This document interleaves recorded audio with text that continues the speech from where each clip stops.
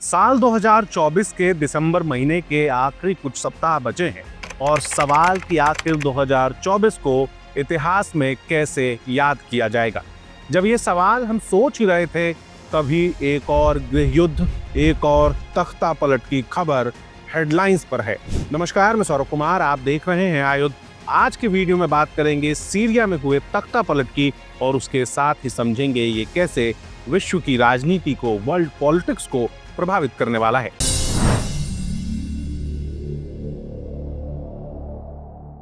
साल 2024 की शुरू होने से पहले इस तरीके से माना जा रहा था कि ये साल दुनिया भर के लोकतंत्र में एक शिफ्ट लाने वाला साल होगा, क्योंकि 2024 में पहली बार एक साथ एक साल के अंदर 72 देशों में चुनाव होने वाले थे, जिन चुनावों में आधी दुनिया यानी कि 3.7 अरब लोग अपना वोट डालने वाले थे। इन सब के बीच 2024 सच में कई मायनों में खास रहा है। हम पहले से दो युद्ध देख रहे थे। एक तरफ जहां रशिया और यूक्रेन के बीच में युद्ध चल रहा था, वहीं हमास और इजराइल का युद्ध भी लगातार खबरों में बना रहा। इन सब के बीच दो तख्ता पलटों की खबर आई है। एक तख्ता पलट तो हमारे बगल के देश बांग्लादेश में हुआ, जहां 5 अगस्त को प्रधानमंत्री शेख हसीना को अपना देश छोड़कर भागने के लिए मजबूर होना पड़ा। वहां से निकलकर वो भारत आई, जिसके बाद बांग्लादेश में हिंदुओं पर अत्याचार की खबरें, अल्पसंख्यकों पर अत्याचार की खबरें लगातार हेडलाइंस में बनी हुई हैं। अब एक और तख्ता पलट की खबर हेडलाइंस में है और ये तख्ता पलट हुई है सीरिया में। सीरिया की सीमाएं रशिया से लगी हुई हैं और 27 नवंबर को विरोधी गुट और आर्मी के बीच में झड़पों की शुरुआत हुई। 11 दिन चलने के बाद, इन झड़पों के बाद विद्रोही ग्रुप जो हैं, उन्होंने 5 से ज्यादा सबसे बड़े शहर हैं उनके ऊपर कब्जा कर लिया। राजधानी के ऊपर भी कब्जा कर लिया, जिसके बाद वहां के राष्ट्रपति बशर अल असद को अपना देश छोड़कर भागना पड़ा। और अभी जो खबरें आ रही हैं कि उन्होंने रशिया में जाकर के शरण ली, अपने परिवार के साथ वो रशिया में रुके हुए हैं। ये जो परिवार है, असद का परिवार, ये 40 साल से ज्यादा लंबे समय से सीरिया की सत्ता पर काबिज है।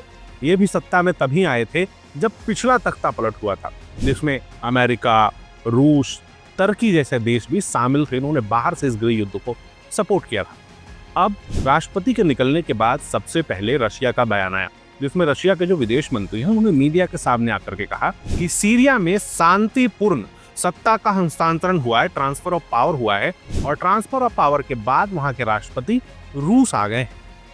वहीं दूसरी हेडलाइन इजराइल की तरफ से आई, जहां बताया गया कि असद के निकलने के बाद इजराइल की सेना 14 किलोमीटर तक सीरिया के अंदर जा चुकी है। इस कहानी में हीरो कोई नहीं है, विलन दोनों हैं। असद को भी मानवाधिकार के उल्लंघन का आरोपी माना जाता है। 2011 में जब सीरिया में गृह युद्ध हुआ था, उस समय ऐसा कहते हैं कि असद के नेतृत्व में सेनाओं ने 5 लाख से ज्यादा सीरियन लोगों की हत्या की थी और कई लोगों को सीरिया छोड़कर भागना पड़ा था। वहीं दूसरी तरफ जो विद्रोही गुट हैं, वो कट्टरपंथी इस्लाम का समर्थन करते हैं। वो सीरिया में शरिया कानून लागू करना चाहते हैं। हमने देखा कि किस तरह बांग्लादेश में कट्टरपंथी मुसलमानों के सत्ता में आने के बाद वहां रह रहे अल्पसंख्यकों को किस तरह के अत्याचारों का सामना करना पड़ रहा है। इसी तरह की स्थिति सीरिया में भी बनने की संभावना है। सीरिया में हुए इस तख्ता पलट के बाद मिडिल ईस्ट में भी एक नई अशांति देखी जाएगी और इसका असर रूस और अमेरिका के बीच की तनातनी पर भी पड़ेगा। जहां एक तरफ रूस लंबे समय तक असद का साझेदार रहा है, असद का सहयोगी रहा है, वहीं इस तख्ता पलट से अमेरिका को फायदा होता हुआ दिख रहा है।